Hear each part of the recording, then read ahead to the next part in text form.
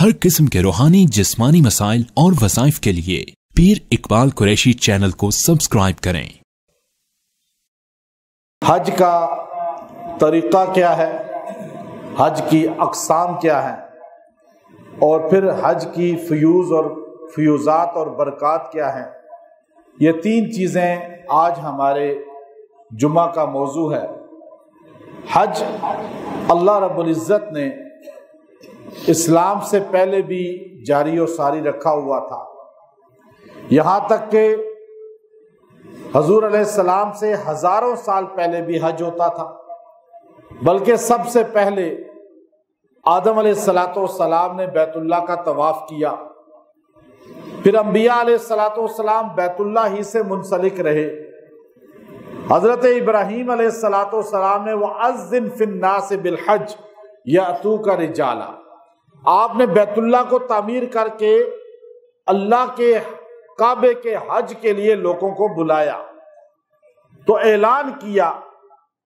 اب جتنی روحوں نے، چونکہ اعلان ابراہیم علیہ السلام کا تھا، صدا لگانا ابراہیم علیہ السلام کا کام تھا، آواز کہاں تک پہنچے گی یہ اللہ نے پہنچائی، وہ ان کے ذات کے اختیار میں نہیں تھا ابراہیم علیہ السلام کے، یہاں تک کہ عالم ارواح تک روحوں نے لبیک کہا، اور جس روح نے جتنی بار لبیک بولا اتنے حج وہ کر لے گی۔ اب آپ دیکھیے، حج کا آغاز زمانے قدیم سے تھا۔ ہمارے آقا نبی علیہ السلام جب تبوک سے واپس آ رہے تھے تو حج کی فرضیت کی آیات نازل ہوئیں، اور اللہ نے خود فرمایا الحج اشہر معلومات فمن فرض فیہن الحج فلا رفث ولا فسوق ولا جدال فی الحج۔ حج میں کرنا کیا ہے؟ پہلے فرضیت آئی تبوک سے واپسی پر، فتح مکہ کے بعد حج فرض ہوا، اور اجتماعی عبادت میں تمام پبلک ایک جگہ جمع ہو اور اجتماعیت قائم ہو۔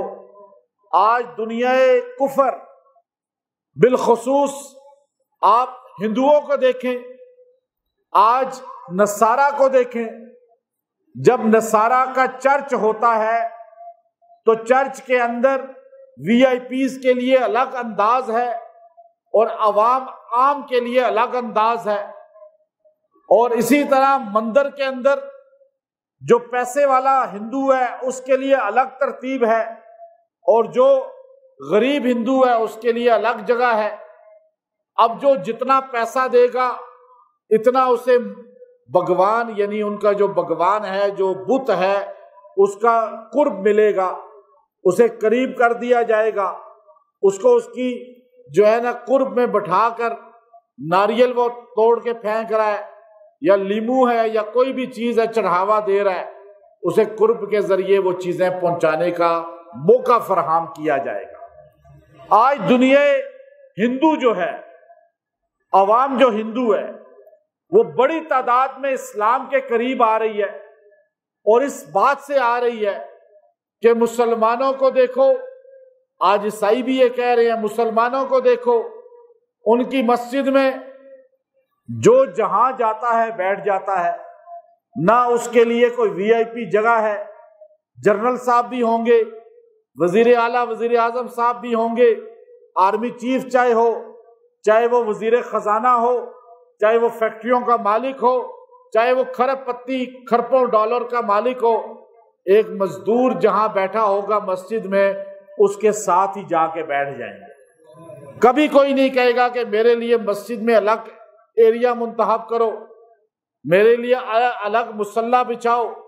اس لیے یہی اسلام کا حسن ہے کہ مسجد میں آئیں گے، عبادات میں آئیں گے، غریب امیر خاندان برادری کی کوئی تمیز نہیں ہوگی، وہاں شودر کو تو برہمن کے ساتھ بیٹھنے کی اجازت ہی نہیں ہے، وہاں کھتری کے ساتھ چھوٹے ذات والوں کو بیٹھنے کی اجازت ہی نہیں ہے۔ اور اسلام کے اندر ابھی آپ مسجد میں بیٹھے ہیں، کس کا کیا قبیلہ ہے، کس کے پاس کتنی دولت ہے، کون کتنا بڑا رتبہ سٹیٹس رکھتا ہے، یہاں سارے آ کر برابر ہو گئے۔ یہ ہے ابن آدم، یہ ہے اسلام کا حسن۔ حج میں یہی اللہ نے کیا۔ حج میں سارے ایک آسمان تلے ہوتے ہیں۔ عرفات کے میدان میں گرمی سب کو لگ رہی ہوتی ہے، سارے پیاسے، سارے ایک ہی لباس میں، ایک ہی احرام کفن کے چادریں باندھے ہوئے اور سر کو ننگا کر کے۔ یہ تو فلاں ملک کا، چاہے سعودی عرب کا بادشاہ ہے، وہ حج کر رہا ہے، وہ بھی سر ننگا کر دے گا، وہ بھی احرام باندھ لے گا۔ چاہے پاکستان کا بادشاہ ہے، چاہے وہ ملائیشیا کا بادشاہ ہے، چاہے دنیا کی کسی ریاست کا بادشاہ ہے، چاہے وہ کھربوں ڈالر مالک ہے، چاہے وہ جتنا چاہے بڑا آدمی ہے، ایک فقیر غریب بھی اسی دھوپ میں ہوگا، اسی حیت میں ہوگا، اور بادشاہ بھی اسی حیت میں ہوگا۔ یہ اسلام کا حسن ہے۔ باقی دنیا کے کسی مذہب میں، کسی اور میں آپ کو یہ چیز نہیں ملے گی۔ ہمارے آقا تبوک سے واپس آ رہے ہیں، اللہ نے آرڈر جاری کیا، حج فرض ہو گیا، حج فرض ہے۔ تو اب وَلِلَّهِ عَلَى النَّاسِ حِجُّ الْبَيْتِ مَنِ اسْتَطَاعَ إِلَيْهِ سَبِيلًا۔ تو ایک صحابی کھڑا ہو گیا، یا رسول اللہ حج زندگی میں کتنی بار کرنا چاہیے؟ آپ نے فرمایا حج اللہ نے استطاعت ہوتے ہوئے زندگی میں ایک فرض کیا ہے، باقی نفل ہے۔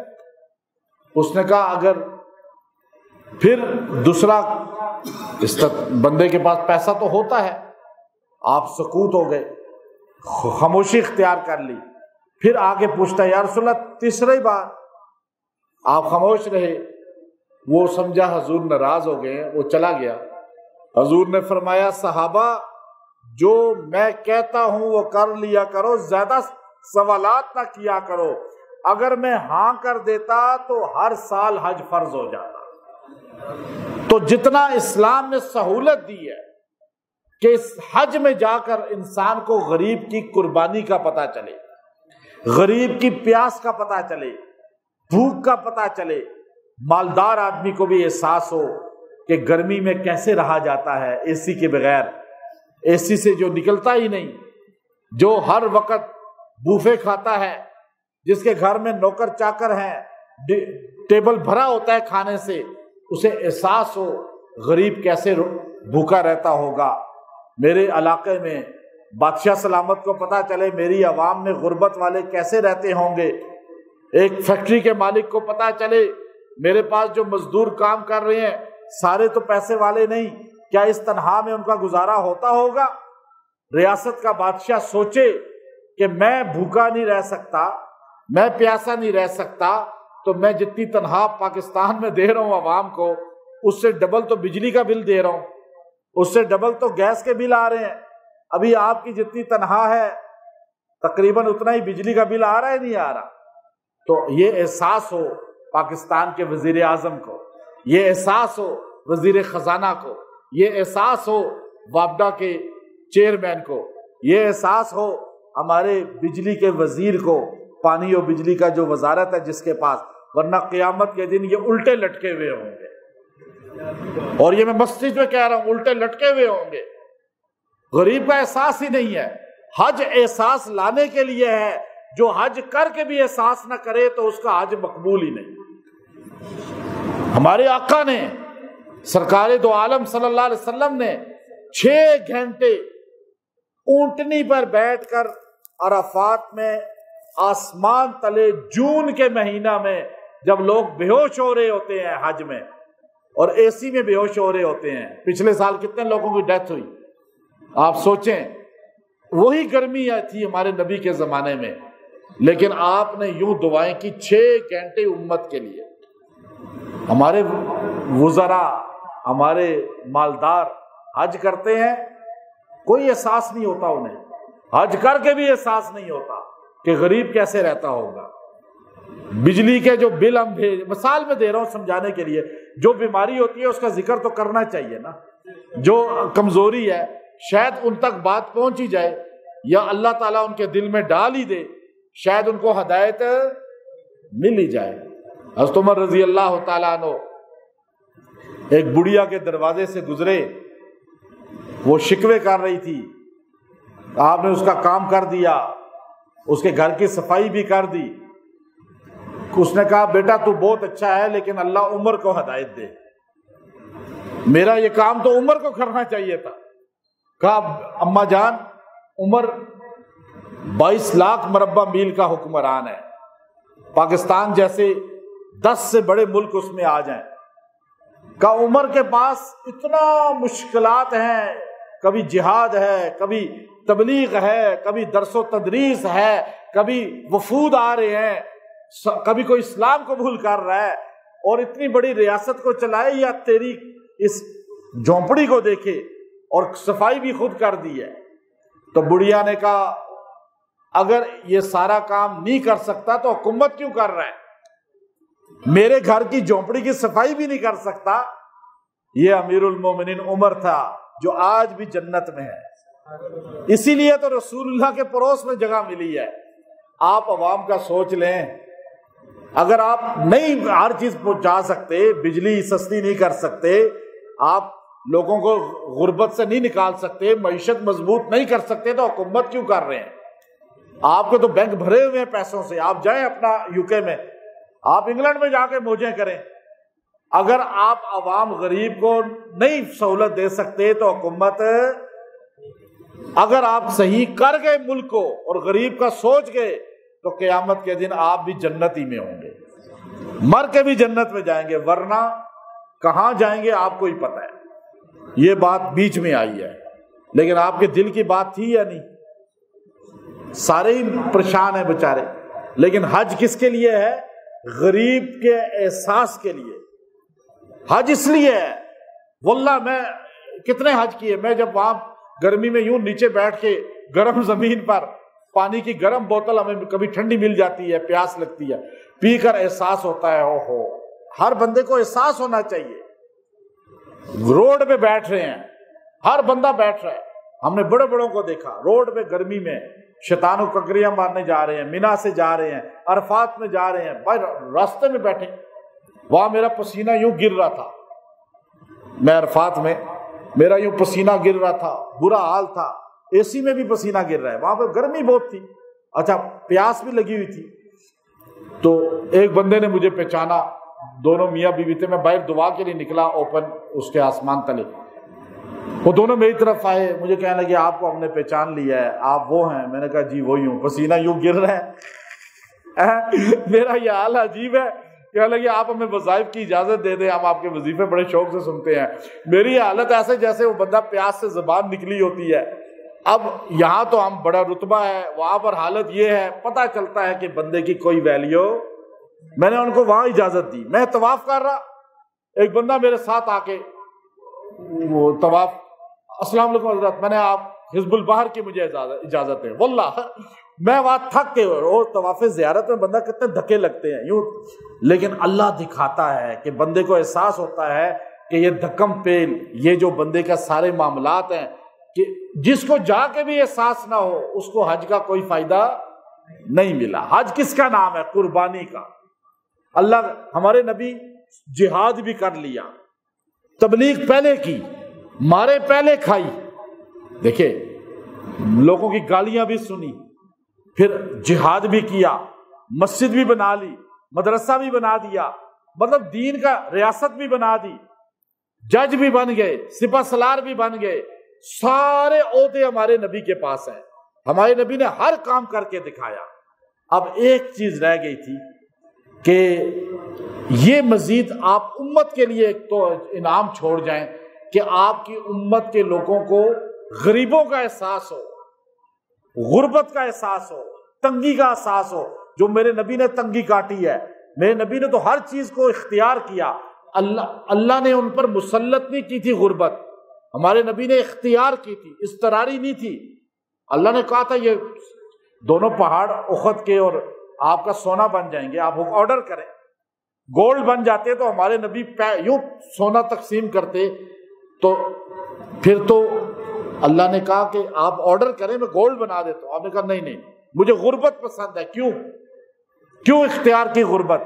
کہ مخلص میرے ساتھ رہے گا، اگر دولت آ گئی تو مخلصین کے ساتھ زیادہ موسمی لوگ آ جائیں گے، جیسے حکومت کے ساتھ مل جاتے ہیں، موسمی بٹیرے ہوتے ہیں نا، اس لیے صحابہ مخلصین تھے جو غربت میں رسول اللہ کے ساتھ رہے ہیں. اور یہ حضور نے واپس آ رہے تبوک سے، جہاد سے، اللہ نے کہا حج پہ، حج کا کہہ دیا. اب آپ حکمت دیکھیں ہمارے نبی کی. آپ نے کہا ابو بکر آپ نے حج کا امیر بننا ہے، پہلا حج ہے، فرض ہوا ہے. لیکن آپ دیکھیے جو لوگ کہتے ہیں نا ابو بکر صدیق کو خلیفہ بلا فصل نہیں کہنا چاہیے، پہلا خلیفہ، آپ بتائیں تو صحیح، نبی کی زندگی میں حج جیسے بڑے عمل کا پہلا امیر نبی نے اپنے بعد ابو بکر کو بنایا نبی کی زندگی میں. اور ہم تو عقیدہ رکھتے ہیں نبی آج بھی زندہ ہے، رکھتے نہیں رکھتے، سنیت کا عقیدہ ہے.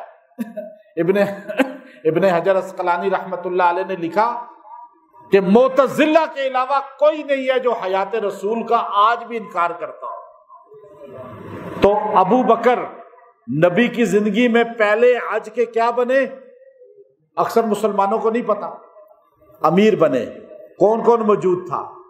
عمر موجود تھے، مولا علی موجود تھے، عثمان غنی موجود تھے، سارے صحابہ اہل بیت، عباس جیسے جری چچا ہمارے آقا کے موجود تھے.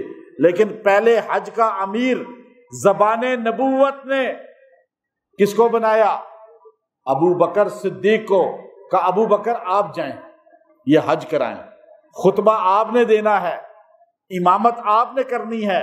نبی کی زندگی میں 17 نمازیں مصلی رسول پہ ابو بکر صدیق نے پڑھائی. پتہ چل گیا مسلمانوں کو، صحابہ کو پتہ چل گیا کہ حضور کے بعد اگر کوئی مصلی کا وارث ہوگا، حضور کے بعد اگر کوئی حج کا امیر ہوگا وہ ابو بکر ہوگا. تو خلافت تو ہے ہی ہے ان کے تابع. کیونکہ اس زمانے میں جو امیر ہوتا تھا وہ نماز بھی پڑھاتا تھا. اب یہ اللہ تعالیٰ نے ہمیں جرنیل دیا ہے، آرمی چیف، جو نماز بھی پڑھا سکتا ہے، قرآن بھی پڑھ سکتا ہے. اور یمن کا بھی ایک آرمی چیف ہے، وہ بھی اسی طرح مسلمانوں کو ملا ہے. تو اللہ تعالیٰ ایسے ہمیں عطا فرمائے. تو اب دیکھیے وہ امیر ہوتا تھا جو نماز بھی پڑھا سکتا تھا. ہمارے تو قل ہو اللہ ہی نہیں آتی وزیروں کو، تو کہاں وہ ترقی کریں گے. اب ابو بکر گئے حج کے لیے، تبوک سے واپسی پر حج کے لیے صحابہ گئے ساتھ. اس سال ہمارے نبی کیوں نہیں گئے؟ کہ مشرکین آئے ہوئے تھے حج میں. ہر سال مشرکین آتے تھے، پورے عرب سے لوگ آتے تھے، حج کرتے تھے. لیکن اس میں کیا ہوتا تھا، مینا میں وہ لوگ اور مزدلفہ میں اپنے بڑوں کے قصے سناتے تھے، میلہ لگتا تھا، اختلاط ہوتا تھا عورتوں مردوں کا. اور جیسے ہمارے مزاروں پہ میلے لگتے ہیں نا، ڈانس ہوتے ہیں، مجرے ہوتے ہیں، ہوتے نہیں ہوتے، بھنگ پی جاتی ہے. چند ہماری درگاہیں بچی ہوئی ہیں، باقی ساری اسی کا شکار ہے. یہی کام بازار عکاظ میں ہوتا تھا. اور ہمارے نبی علیہ السلام ایسی جگہ جا سکتے ہیں؟ اب مشرک آئے ہوئے ہیں، مشرک سے آپ دوستی کر سکتے ہیں. ہمارے نبی دوستی، ہمارے نبی نے تو صاف قرآن پڑھ کے بتایا، انما المشرکون نجس. یہ اسی سال آیت اتری، انما المشرکون نجس فلا یقربوا المسجد الحرام. مشرک نجس ہے، آج کے بعد وہ حج پہ نہیں، مسجد حرام میں داخل نہیں ہو سکتا، حدود حرم میں نہیں آ سکتا. آپ نے فرمایا علی یہ آیت اتر گئی ہے. ابو بکر چلے گئے ہیں، حج کے دن شروع ہونے والے ہیں، آپ پیچھے جاؤ. امام ابن کثیر تفسیر میں لکھتے ہیں کہ اس آیت کی تفسیر میں حضرت علی رضی اللہ تعالی عنہ کو پاک صلی اللہ علیہ وسلم نے پیچھے بھیجا، کا مینا میں اعلان کرنا، مزدلفہ میں اعلان کرنا، عرفات میں اعلان کرنا، بازار عکاظ میں کھڑے ہو کر اعلان کرنا. یہ آیت پڑھ کے لوگوں کو بتانا کہ مشرک بیت اللہ میں نہیں آج کے بعد آ سکتا، حدود اللہ، حدود حرم میں نہیں آ سکتا.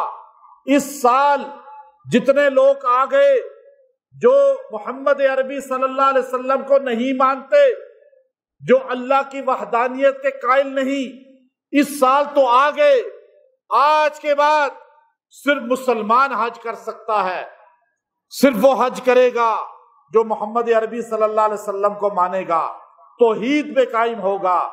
حضرت علی نے مینا میں اعلان کیا، مزدلفہ اور عرفات میں اعلان کیا، بازار عکاظ یہاں لگتا تھا جہاں آج کل البیک ہے، اور شیطان کو کنکریاں مار کے باہر بندہ نکلتا ہے، کھلا میدان نظر آتا ہے، یہیں بیعت عقبہ اور اول اور ثانی ہوئی تھی، انصار مدینہ آئے تھے، آپ نے اعلان کیا، ابو بکر صدیق رضی اللہ تعالیٰ عنہ نے خطبہ دیا، ابو بکر صدیق نے جماعت کرائی، آپ نے حج کا خطبہ بھی دیا، نمازوں کی امامت بھی کرائی، حج کے امیر بھی بنے، مولا علی جو تھے وہ ہر جگہ اعلان کرتے رہے۔ اب آپ بتائیں اس وقت حضرت علی نے نماز کس کے پیچھے پڑھی؟ حج کس کے پیچھے کیا؟ ابو بکر تو حضرت علی کے بھی امام ہیں، حضرت علی کے بھی امیر ہیں، یہ تو حضور کی زندگی میں ہوا۔ جب حضور مان رہے ہیں تو آپ کیوں نہیں مانتے؟ آپ سے مراد میں کسی کو کہہ رہا ہوں، حضور ابو بکر کو حضرت علی کا امام بنا رہے ہیں، بنایا نہیں بنایا؟ حج میں حضرت علی نے نماز پڑھی یا نہیں پڑھی؟ آپ کوئی سوچ سکتا ہے کہ حضرت علی نماز نہ پڑھتے ہوں گے؟ یا جو ہمارے لوگ بیت اللہ میں جاتے ہیں پاکستان کے چند، وہاں امام کے پیچھے نماز نہیں پڑھتے، کیا علی ایسے تھے؟ 1,00,000 نمازوں کا نقصان کر دیتے ہیں۔ ہمارے ایسے بھی کچھ بدبخت لوگ ہیں۔ علی المرتضیٰ نے حضرت ابو بکر کے پیچھے نماز پڑھی، 17 نمازیں رسول اللہ کی وفات کے قریب پڑھی، اور حج کی ساری نمازیں پڑھی۔ حج علی المرتضیٰ نے کس کا خطبہ سن کے کیا؟ حضرت علی خود مان رہے ہیں، علی کا نام لینے والے ابو بکر کو کیوں نہیں مانتے؟ جو علی المرتضیٰ کا نام لے کر ساری زندگی کھا رہے ہیں اور اپنا ایک بہت بڑا باطل عقیدہ بنا رہے ہیں، تو اہل سنت والجماعت کا عقیدہ ہے ابو بکر نبی کے سارے صحابہ کے امام ہیں اور پہلے خلیفہ ہیں جن کو یہ اعزاز ملا۔ عمر ابو بکر کے جانشین ہیں، عثمان حضرت عمر کے جانشین ہیں، خلیفہ ہیں، حضرت علی حضرت عثمان کے جانشین و خلیفہ ہیں، لیکن کائنات میں رسول اللہ کا کوئی خلیفہ ہے تو وہ صرف ابو بکر ہے، جن کو خلیفہ رسول کہا جاتا ہے۔ حج کا خلیفہ کون تھا رسول اللہ کا؟ دنیا کی کوئی کتاب اٹھا لے، نماز کا خلیفہ کون بنا؟ اب حج ہوا، اگلا سال آ گیا، اگلے سال اچھا ایک بات اور ہے، جو لوگ کہتے ہیں حضور یہاں بھی ہے وہاں بھی ہیں، ان کی بھی اصلاح ہو گئی۔ مکہ میں ابو بکر، مدینے میں رسول اللہ تھے نا۔ رسول اللہ مدینے میں اپنی نماز پڑھواتے تھے صحابہ کو، اور مکے میں ابو بکر اپنی نماز پڑھاتے تھے۔ اگر ادھر بھی ہیں ادھر بھی ہیں تو حج کی عمارت ادھر کر لیتے نا۔ پتا چلا جو ادھر ہے وہ ادھر ہے، جو ادھر ہے اگر ادھر ادھر مان لیں تو ہجرت ختم ہو جاتی ہے۔ حضور مکے سے مدینہ گئے یا نہیں گئے؟ ہجری سال شروع ہوا یا نہیں ہوا؟ ہجرت مدینہ ہوئی یا نہیں ہوئی؟ کیوں ہجرت کہتے ہیں؟ اس لیے کہ آپ مکے میں تھے، جب مکے سے مدینہ گئے تو مکے میں نہیں تھے، مکے سے مدینہ جانے کو ہجرت کہتے ہیں۔ آج نبی روزے میں ہیں، قبر میں ہیں، مسلمانوں کا عقیدہ ہے وہ روزہ عرش مالا سے بھی افضل ہے، وہ کعبے سے بھی افضل ہے، اس لیے کہ جہاں میرے نبی ہوتے ہیں وہ جگہ عرش مالا سے افضل ہے۔ اب یہ نہیں کہنا کہ ادھر بھی ہیں ادھر بھی ہیں، ورنہ یہ بھی عرش مالا سے افضل ہو جائے، ہو ہی نہیں سکتا ادھر ہوں ادھر ہوں۔ نبی روزے میں ہے، ہمارا سلام پہنچتا ہے وہاں اور وہ سنتے ہیں۔ اب نبی نے پھر اگلے سال حج کیا، سمجھ آ رہی ہے بات؟ صحیح سمجھ آ رہی ہے؟ اگلے سال حج کیا، آپ نے کہا چلو صحابہ اب میں بھی حج پہ جا رہا ہوں۔ ابو بکر تھے تو آدھے صحابہ گئے، ایک جماعت گئی، حضور نے بھیجی۔ جب میرے نبی کا ارادہ ہوا حج کا تو پورے عرب سے مسلمان جمع ہو گئے کہ حضور کے ساتھ حج کریں، اور اتفاق ایسا تھا کہ حج تھا بھی جمعے کا، اور اس سے بڑا اتفاق ایسا تھا کہ ہمارے نبی نے اعلان کیا، لوگوں زمانہ گردش کرتے کرتے، البدایہ والنہایہ تفسیر ابن کثیر دونوں میں، زمانہ گردش کرتے کرتے صحیح جگہ فٹ پہنچ گیا ہے۔ کیوں پہنچ گیا ہے؟ کہ زمانہ جاہلیت میں عرب لوگ اپنی مرضی سے مہینوں کو آگے پیچھے کرتے تھے، لڑائی کر رہے ہوتے، اتنے اچھے لوگ تھے، آج کے ہمارے لوگوں سے اچھے تھے، پھر بھی ہم صرف کلمہ پڑھتے ہیں لیکن اتنے اچھے نہیں ہیں۔ یہ بات آپ کو میں دلائل سے کہہ سکتا ہوں۔ کیوں؟ ابو جہل جیسا بندہ، جس کو آپ بدبخت عظیم کہتے ہیں نا، ابو لہب جیسا بندہ جسے تبت یدا ابھی قرآن کہتا ہے، بدبخت ظالم، نبی کے مقابلے پہ آ گئے، لیکن جیسے ہی آتا تھا نا محرم، جیسے ہی آتا تھا ذوالقعدہ، ذی الحجہ، رجب، تلوار یوں ہوتی تھی رکھ دیتے تھے۔ محرم حرمت کا مہینہ آ گیا، چوریاں نہیں کرتے تھے، ڈکیتیاں نہیں کرتے تھے، جھوٹ نہیں بولتے تھے، کسی کے ساتھ فراڈ نہیں کرتے تھے، کسی کو دھوکہ نہیں دیتے تھے، کسی کی چیز میں قبضہ نہیں کرتے تھے، تھے مشرک۔ اور آج کلمے والا، ذوالقعدہ گزرا ہے نا، ابھی ذی الحجہ آ رہا ہے، ابھی محرم آئے گا، جھوٹ بول رہے نہیں بول رہے، فراڈ چل رہے نہیں چل رہے، لڑائیاں چل رہی نہیں چل رہی، عدالتیں بھری ہوئی ہیں یا نہیں، قتل و غارت ہو رہی ہے یا نہیں ہو رہی، لوگوں کے مالوں پہ قبضہ ہو رہا ہے یا نہیں ہو رہا، زمینوں پہ قبضے ہو رہے ہیں یا نہیں ہو رہے، بیٹیوں کی بہنوں کی جائیدادیں لوٹی جا رہی ہیں یا نہیں، بیویوں پہ بچیوں پہ ظلم ہو رہے ہیں یا نہیں ہو رہے۔ مجھے بتائیں، کلمہ پڑھ کے بھی حرمت کے مہینوں کی قدر نہیں ہے۔ احساس، ہماری آرمی رکی کیوں رہی؟ لوگ کہتے ہیں جی اتنے دن رکی رہی ہے، آپ پوچھئے نا، آرمی چیف قرآن جانتا ہے، نام جو بنیانو مرصوص رکھا کہ حرمت کا مہینہ ہے، ہم پہل نہیں کریں گے، حرمت کا مہینہ ہے۔ انہوں نے جب بہت حد کر دی تو پھر اجازت ہے اسلام میں، پھر ایک ضرب کلیمی لگی ہے تو بیڑا غرق ان کا ہوا یا نہیں ہوا؟ تو حرمت والے مہینے کی قدر کی ہے۔ اب ہمارے ہاں دکاندار جھوٹ بول رہا ہے حرمت کے مہینے میں، تاجر جھوٹ بول رہا ہے، حکمران ظلم کر رہا ہے، حاکم کس طرح دھوکے دے رہے ہیں، سیاسی جماعتیں دھوکے دے رہی ہیں، ریڑھی والا بھی دھوکہ دے رہا ہے، مستری بھی دھوکہ دے رہا ہے، مزدور بھی دھوکہ دے رہا ہے، مدرسے مسجد والا بھی دھوکہ دے رہا ہے، وکیل عدالت میں جج بھی دھوکہ دے رہا ہے، تھانے میں بیٹھا پولیس والا بھی دھوکہ دے رہا ہے، ہر ادارے والا دھوکہ دے رہا ہے۔ مجھے بتائیں یہ بہتر ہے یا ابو جہل پھر بہتر ہوا؟ صرف کلمہ نہ پڑھ کے وہ جہنمی ہے، باقی وہ حرمت والے مہینے کی تو قدر کرتا تھا نا۔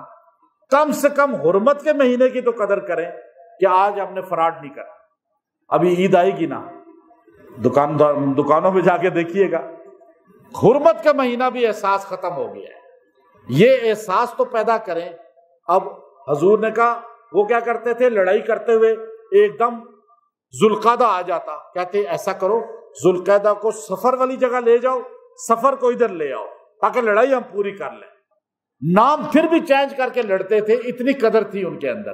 حضور نے کہا جس دن میں حج پہ آیا ہوں، جس سال، پچھلے سال شک تھا کہ زمانہ یوں گھوم رہا تھا، دن آگے پیچھے انہوں نے کیے ہوئے تھے، یہ ربانی فیصلے پہ میں نے 9 عرفہ کا دن ذی الحجہ کا اللہ کی طرف سے مجھے انتخاب ملا کہ یہ ہی ذی الحجہ ہے اور یہی عرفات کا دن ہے۔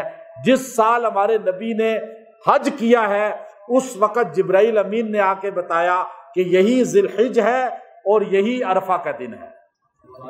اس سے پہلے کا کیلنڈر غلط، اس کے بعد قیامت تک کیلنڈر غلط نہیں ہو سکتا، اس لیے کہ ہمارے پاس ہمارے نبی کا انداز ہے، ادا ہے ہمارے پاس۔ اب کوئی ہمیں دھوکہ نہیں دے سکتا۔ مسلمانوں کو، عیسائیوں کے پاس کیلنڈر نہیں ہے مضبوط، یہودیوں کے پاس نہیں ہے، ہمارے پاس اتنا سٹرونگ کیلنڈر ہے کہ ہمارے نبی کی حج کے دن سے کیلنڈر چلا ہے، کوئی دن آگے پیچھے نہیں ہو سکتا۔ پھر ہمارے نبی نے خطبہ دیا، بڑا بہترین خطبہ ہے، لمبا خطبہ ہے، وہ آپ نے دیکھا ہے، سنا ہوا ہے حجۃ الوداع. آپ نے کہا سود جو جس نے لیا ہے وہ معاف کر دے، جس سے سود جو دے رہے ہیں لوگ آپ کو آپ کے پیسوں پر. سب سے پہلے میں اپنے چچا عباس گھر سے تبلیغ کا آغاز ہوتا ہے.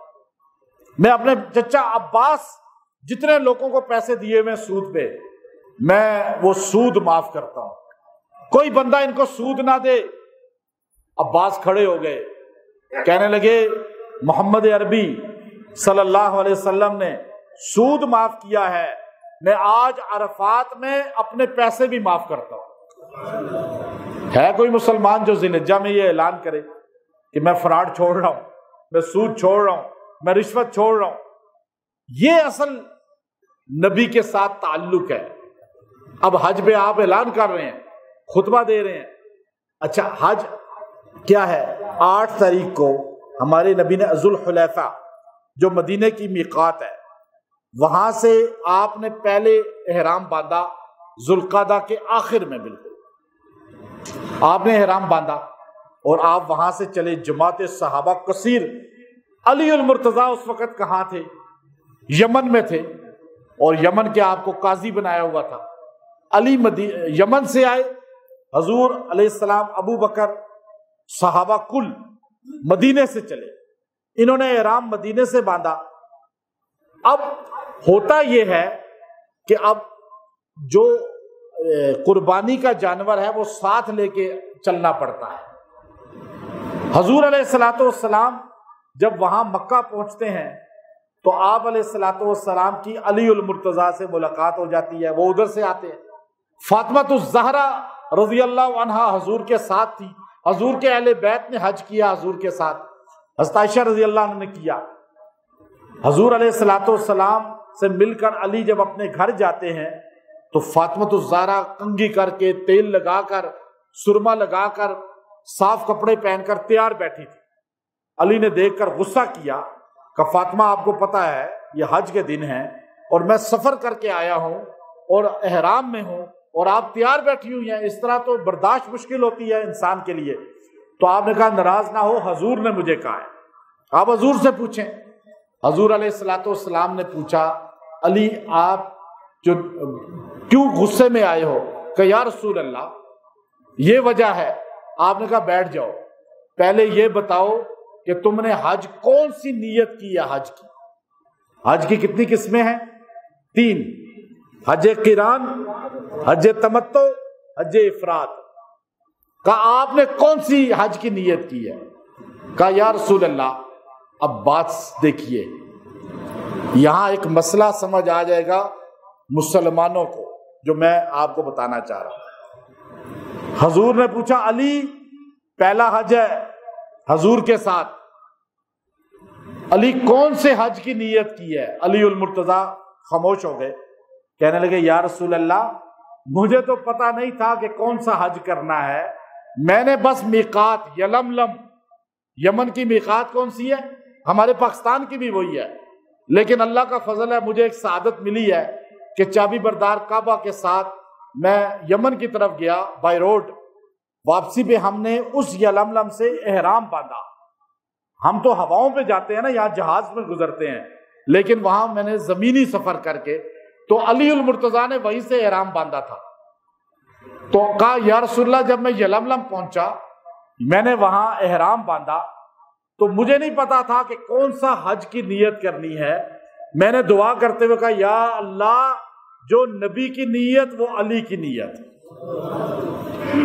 اب نبی نے کون سی نیت کی علی کو نہیں پتا.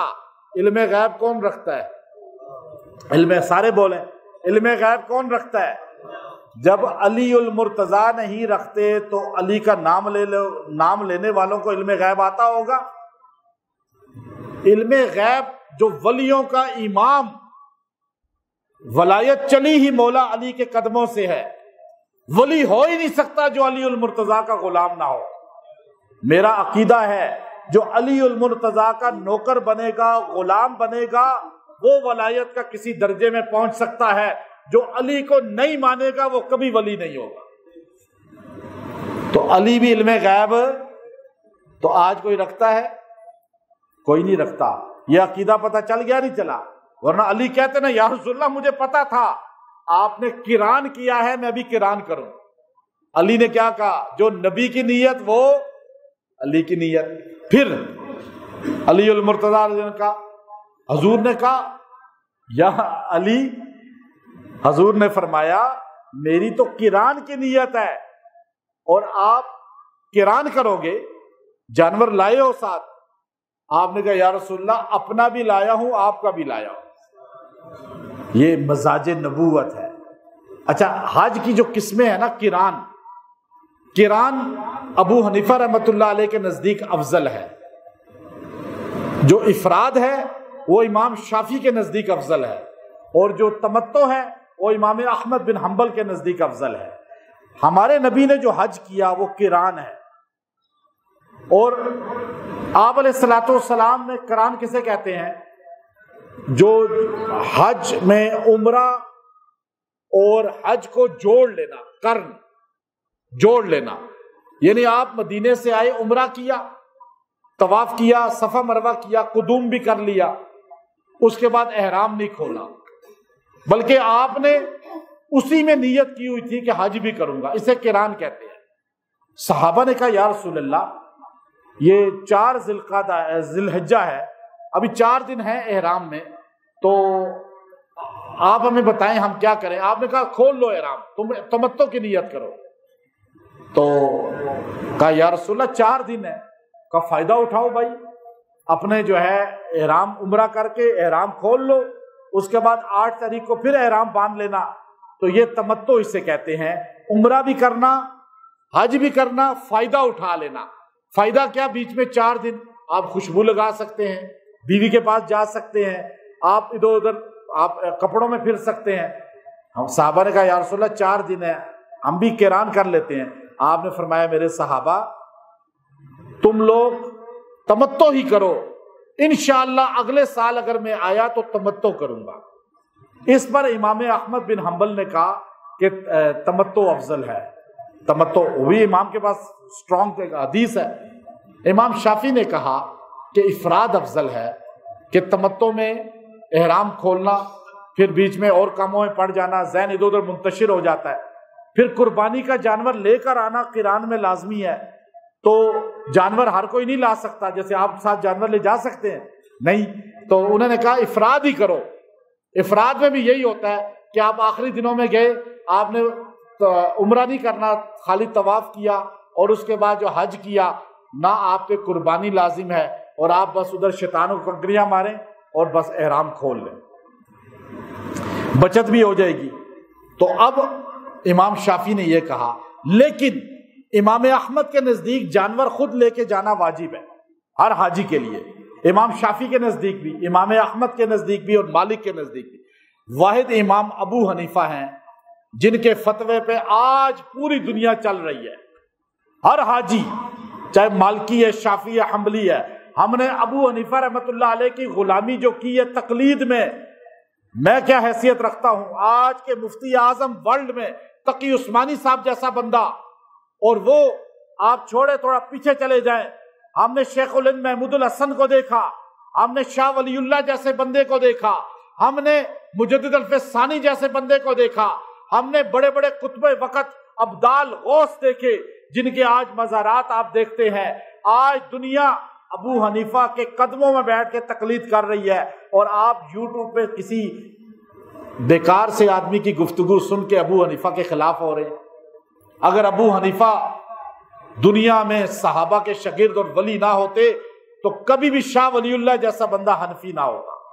کبھی بھی علماء دیوبند ہمارے بڑے بڑے اکابر، انور شاہ کشمیری جیسا بندہ، کبھی جس کو بخاری ساری حدیث کی کتابیں یاد تھی، بلکہ مولانا تھانوی نے لکھا اسلام کی حقانیت انور شاہ کشمیری کا مسلمان ہونا ہی ہے. تو اب یہ حج کی، تو ابو حنیفہ نے فرمایا حج پہ جانور لے کے جانا لازم نہیں ہے. کیوں کہ ہر بندہ کدھر لے کے جائے گا؟ قربانی کرنا قران میں واجب ہے. پھر آپ کے شاگرد نے کہا حضرت یہ اعتراض کر رہے ہیں امام مالک کے، تو آپ نے کہا مجھے بتاؤ، ایک آدمی جانور لے گیا ساتھ حاجی، اور جانور تو لے گیا لیکن قربانی نہیں کی تو اس کا حج ہو جائے گا؟ حج میں مقصود قربانی ہے یا جانور ہے؟ انہوں نے کہا جانور نہیں، قربانی کا، اس لیے قربانی واجب ہے، جانور لے جانا واجب نہیں ہے۔ آج کی سعودی حکومت بھی فتویٰ ابو حنیفہ کا دے رہی ہے یہ بات یا نہیں؟ تو حج کی کتنی قسمیں ہیں؟ 3 قسمیں، افراد، قران۔ 8 کو مینا میں احرام باندھ کے جاتے ہیں، وہاں جا کر اگر رہیں گے سنت ہے، اگر آپ کو تھوڑی دیر کے بعد کوئی جلدی لے جا رہا ہے 7 کو، کوئی بات نہیں، چلے جائیں، پھر وہاں سے آپ کو رات کو لے جا رہا ہے تو کوئی بات نہیں عرفات، لیکن صبح کے وقت عرفات جائیں، پیدل والے صبح جائیں، گاڑیوں والے رات کو چلے جائیں، کوئی بات نہیں۔ عرفات میں آپ نے ظہر سے زوال کے بعد، ہمارے نبی زوال سے پہلے حضور کا خیمہ باہر لگایا گیا، وہاں آج محراب ہے مسجد کا، حضور جیسے ہی زوال ختم ہوا آپ کا خیمہ اندر ہو گیا، اس لیے برکت کے لیے خیمے میں محراب آ گیا مسجد کا، ورنہ مسجد کا خیمہ عرفات سے باہر ہے، عرفات کے میدان میں مسجد آدھی باہر ہے تقریباً آگے کی۔ تو حضور علیہ السلام زوال کے بعد داخل ہوئے، اور زوال سے لے کر اس کے بعد سے لے کر مغرب کے غروب تک نماز نہیں پڑھنی، غروب کے ساتھ ہی وہاں سے نکلنا ہے۔ اگر غروب کے پہلے آپ نکل آئے دم واجب ہو جائے۔ پھر ظہر اثر کی نمازیں مسجد میں جمع کر کے پڑھیں، خیموں میں الگ الگ پڑھیں۔ اگر آپ مسافر نہیں ہیں تو 4 رکعت پڑھیں، کوئی 2 پڑھتا ہے تو لڑائیاں وہاں ہو رہی ہوتی ہیں۔ اچھا، پھر آپ عرفات میں پیدل آئیں یا گاڑی پہ، مغرب عشاء گٹھی پڑھیں مزدلفہ میں، اور مزدلفہ میں رات گزاریں اوپن ایئر۔ فجر کے بعد تھوڑی دیر کھڑے ہو کے دعا کریں، جیسے عرفات میں عصر کے بعد کھڑے ہو کے دعا کریں، یہ لازم ہے، وہاں بھی واجب ہے۔ اگر آپ نے کھڑے ہو کے فجر کے بعد قیام نہیں کیا اور وہاں پر دعا نہیں کی تو دم واجب ہو جائے گا۔ تھوڑی دیر دعا کی، پھر پیدل چل پڑے، سورج نکلے ہلکا سا، پھر جا کے شیطان بڑے کو 1 کو کنکری ماریں، 7 کنکریاں، پھر اگلے دن 3 کو ماریں زوال کے بعد، پہلے غروب کے بعد پہلے دن، دوسرے دن زوال کے بعد، تیسرے دن بھی زوال کے بعد، اور 3 دن کنکریاں مارنی ہیں، پہلے دن 7، اگلے دن 7 7 7، اس سے اگلے دن بھی 7 7 7۔ ایک کنکری مارنے پہ ایک کبیرہ گناہ اللہ معاف کر دیتے ہیں، اور یہ اللہ کا نظام ہے۔ اس کے بعد جو ہے وَلَا تَخْلِقُوا رُؤُوسَكُمْ حَتَّى يَبْلُغَ الْهَدْيُ مَحِلَّهُ، ابو حنیفہ رحمۃ اللہ نے فرمایا یہ آیت کہہ رہی ہے وَلَا تَخْلِقُوا رُؤُوسَكُمْ، مت بال کاٹو، حَتَّى يَبْلُغَ الْهَدْيُ مَحِلَّهُ، جب تک آپ کی قربانی اپنی جگہ نہ پہنچ جائے۔ کنکری مار کے آپ نے احرام نہیں کھولنا، بال نہیں کٹوانے جب تک قربانی نہ ہو جائے۔ یہ فتویٰ ابو حنیفہ کا ہے، شافعی اور مالک الگ ہیں اس پر۔ اب قرآن کی آیت پر تو آپ پہلے قربانی کریں، پھر آپ حلق کریں، پھر احرام کھولیں، پھر طواف زیارت کریں۔ آپ طواف زیارت 3 دن کے اندر کر لیں، اور اگر نہیں کیا تو دم واجب ہو جائے گا۔ طواف زیارت کر کے اگر ایک بندے نے طواف زیارت نہیں کیا اور وہ غلطی سے واپس آ گیا ہے تو جب تک طواف زیارت نہیں کرے گا یا دم نہیں دے گا بیوی حلال نہیں ہوگی۔ طواف زیارت کریں اور پھر وہاں سے شیطان و کنکریاں ماریں، اور پھر طواف الوداع کر کے مدینہ شریف چلے جائیں۔ وآخر دعوانا الحمد للہ رب العالمین۔